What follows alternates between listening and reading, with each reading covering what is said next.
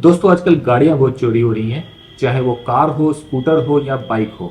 जिस प्रकार गाड़ियां बनाने वाली कंपनियां लेटेस्ट टेक्नोलॉजी के साथ में गाड़ियों के अंदर सिक्योरिटी फीचर डाल रही हैं, उतनी ही तेजी के साथ ये चोर भी अपना दिमाग चला रहे हैं और इन गाड़ियों को चोरी कर रहे हैं। नमस्कार दोस्तों, मेरा नाम नीरज और एक बार फिर से स्वागत है आपका अपने इस YouTube चैनल में। दोस्तों आज की इस वीडियो के अंदर हम लोग बात करने वाले हैं कि अगर आपकी गाड़ी चोरी हो जाए तो वो कौन से नेसेसरी स्टेप्स हैं जो आपको जरूर लेने चाहिए। तो चलिए ज्यादा देर न करते वीडियो को शुरू करते हैं।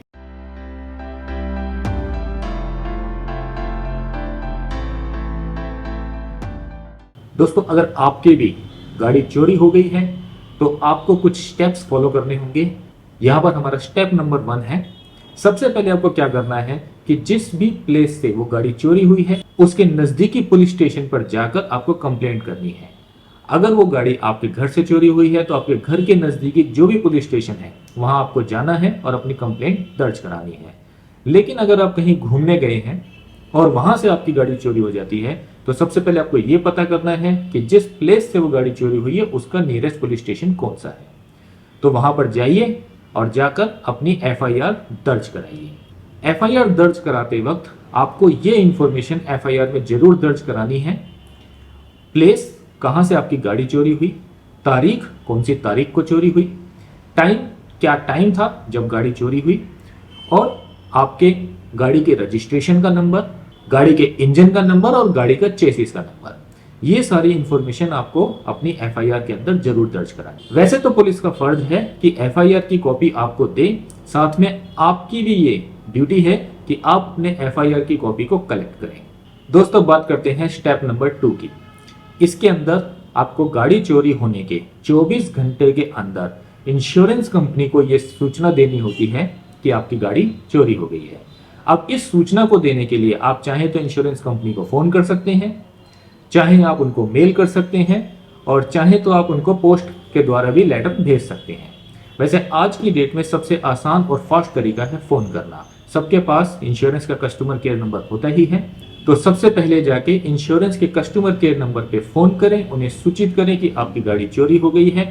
और एक जरूरी चीज, जब आप उनको कंप्लेंट कर रहे हैं तो कंप्लेंट नंबर लेना ना भूलें, इसकी आगे चल के आपको जरूरत पड़ने वाली है। दोस्तों बात करते हैं स्टेप नंबर 3 की। स्टेप नंबर 3 के तहत आपको RTO को भी ये इन्फॉर्म करना है कि आपकी गाड़ी चोरी हो गई है। दोस्तों पूरे भारत के अंदर हर रीजनल के अंदर एक ट्रांसपोर्ट ऑफिस होता है जिसको हम लोग रीजनल ट्रांसपोर्ट ऑफिस या RTO कहते हैं। तो आपको RTO में जाना है और वहां जाके सूचित करना है कि मेरी गाड़ी चोरी हो गई है। साथ ही वो आपको एक फॉर्म देंगे जिसको आपको भरना है, जिसके अंदर आपकी बेसिक इंफॉर्मेशन कार से रिलेटेड और आपसे रिलेटेड पूछी जाएगी, और वो आपको देंगे एक ट्रांसफर फॉर्म। इस फॉर्म की जरूरत आपको पड़ेगी जब आप इंश्योरेंस क्लेम के लिए जाएंगे। तो यहां से आपको ट्रांसफर फॉर्म कलेक्ट करना है। तो दोस्तों इस प्रकार हमने समझा कि कार खो जाने के बाद क्या करना है। ये 3 स्टेप थे। पहला स्टेप FIR, पुलिस को सूचित किया। दूसरा स्टेप था इंश्योरेंस कंपनी को सूचित किया, और तीसरा स्टेप था RTO को सूचित किया। अब हम बात करते हैं क्या करना है जब पुलिस ने मेहनत करी और गाड़ी हमारी मिल गई, तो ये गाड़ी हमें कैसे मिलेगी, उसके लिए क्या करना है। तो यहां पर हम बात करेंगे स्टेप नंबर 4 की। दोस्तों होता क्या है कि पुलिस ने मेहनत करी, गाड़ी तो पुलिस को मिल गई, लेकिन ये गाड़ी वो आपको नहीं देंगे। इसके लिए करना क्या है कि अब आपको जाना पड़ेगा कोर्ट। कोर्ट जाने से पहले आपको हायर करना पड़ेगा एक लॉयर। लॉयर को आपको ये बताना है कि फलानी तारीख पे फलाने प्लेस पे मेरी गाड़ी चोरी हो गई थी, जिसके अगेंस्ट मैंने FIR दर्ज कर दी, पुलिस ने अपनी चार्जशीट बनाई और उसके बाद तहकीकात के बाद में वो गाड़ी उनको मिल गई है। अब मुझे मेरी गाड़ी कोर्ट के द्वारा दिलाई जाए। तो यहाँ पे वकील क्या करेगा, कोर्ट के अंदर एक एप्लीकेशन लगाएगा। उस एप्लीकेशन के अंदर कोर्ट में ये साबित किया जाएगा कि आप उसके ऑनर हैं और ये गाड़ी आपको दे दी जाए। उसके बाद कोर्ट एक ऑर्डर इश्यू करेगा, ये गाड़ी इसके ऑनर को दे दी जाए। इस प्रकार कोर्ट के माध्यम से आप अपनी गाड़ी वापस पा सकते हैं। दोस्तों बात करते हैं क्या होगा अगर आपकी गाड़ी पुलिस को नहीं मिली। पुलिस ने पूरी मेहनत करी और मेहनत करने के बाद भी पुलिस को ये गाड़ी नहीं मिलती है। तो इस केस के अंदर हम बात करेंगे अपने स्टेप नंबर 5 की। स्टेप नंबर 5 के तहत आपको अब जाना है इंश्योरेंस कंपनी के पास में क्लेम के लिए। क्लेम के तहत जो गाड़ी का जब आपने इंश्योरेंस कराया था उसमें जो आईडीवी आपने भरी थी वो आईडीवी के तहत आप क्लेम फाइल कर सकते हैं। क्लेम करते वक्त आपको कुछ डॉक्यूमेंट्स इंश्योरेंस कंपनी को देने होंगे। वो पेपर कौन कौन से हैं?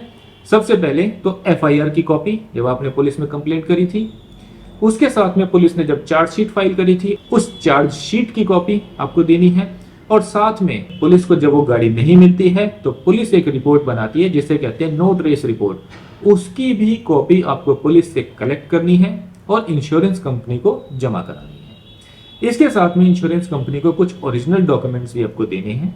वो डॉक्यूमेंट्स हैं गाड़ी की इंश्योरेंस की कॉपी, गाड़ी की ओरिजिनल आरसी की कॉपी, एक वैलिड ड्राइविंग लाइसेंस की कॉपी, और साथ में जो आरटीओ से जो अपने पेपर प्राप्त करे थे ट्रांसफर पेपर, वो भी आपको इसके साथ में लगाने हैं। हो सकता है इंश्योरेंस कंपनी आपसे पोल्यूशन के पेपर भी मांगे, अगर मांगते हैं तो आपको लगाने हैं, अदरवाइज उसकी जरूरत शायद ना भी पड़े।